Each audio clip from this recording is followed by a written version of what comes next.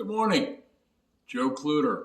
Welcome back to the Race Shop. I have breaking news and a special report for all of you today.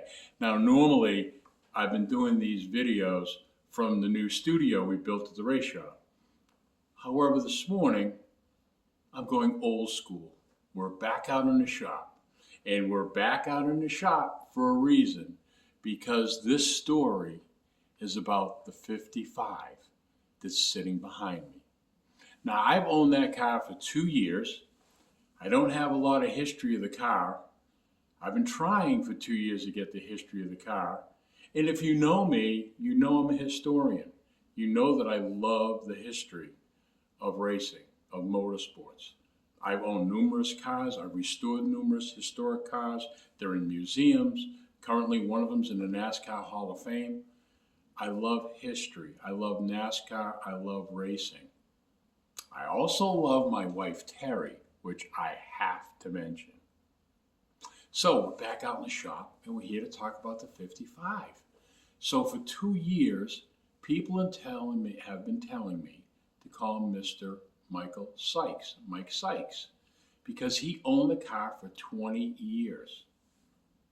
Well, I haven't had much luck, but I keep trying. So let me set the stage. It's this past Friday night. My brother-in-law and my sister-in-law, Ann and Peter, are here visiting from Massachusetts. So we have dinner reservations at 6 o'clock, and it's around 5.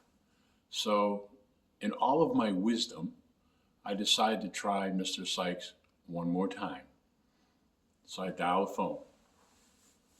He answers. For the first time, he answers the phone. Mr. Sykes, my name is Joe Kluter. I bought the Chevy from Bruce Dillon, and I've been restoring it, and I'd like to get some of the history of the car. And I will tell you, he is one of the nicest gentlemen I've ever met. He goes, what do you want to know? So I start asking questions, and it's funny because I've always thought it was a 56 Chevy with a 57 nose on it. However, actually, it's a 57 Chevy that was crashed in the back end of the car. And there was an old 56 Chevy sitting out in the woods. They cut the back end off and welded it on.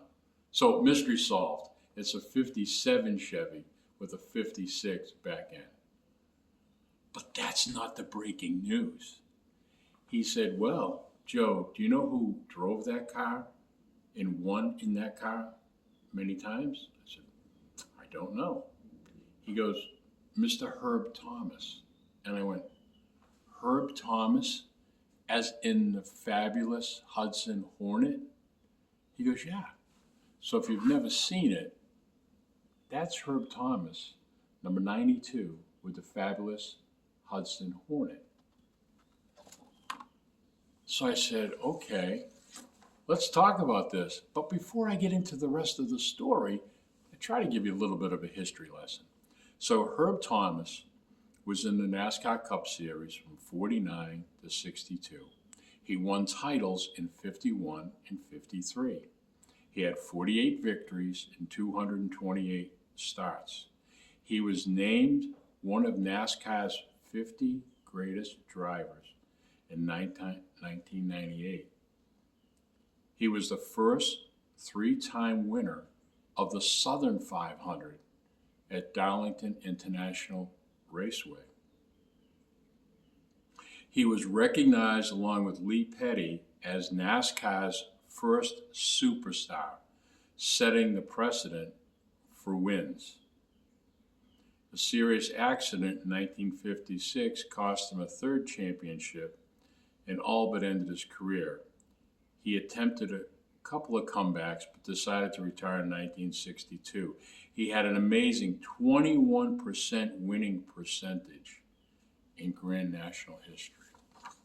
So all of a sudden, I have some history on the 55. So here's the rest of the story. I said, well, how do you know this? He goes, Mr. Thomas and his wife Helen saw the car at a race, at an event, and he recognized it from a distance. And they both walked up and started looking at the car and talking to the car about him. And Mr. Thomas said to him, well, when I had the car, I took a hammer, I put a dent in the floorboard. So if I ever saw the car again, I'd know that is the car that I raced. And he looked in and he saw it and he identified the car that was his car. So one of the things Mr. Sykes said to me was, I wish I had videotaped and recorded the conversations I had with Herb Thomas and his wife Helen. He said, I regret that. So I am really excited. He told me story after story. The car raced at Bowman Gray, raced at the Dirt Track at Shaw. He's raced at Caraway. But back in the day, the two main tracks was Franklin County in Virginia and Orange County in North Carolina. Those are the two tracks back in the day where the car raced. So I'm armed with some information, and I am relentless when I'm trying to tie all the loose threads together on the history of a race car. So I hope you can understand how excited I am and why I consider this breaking news on my 55. So that's the story for this morning. As always, follow your dreams, and God bless America.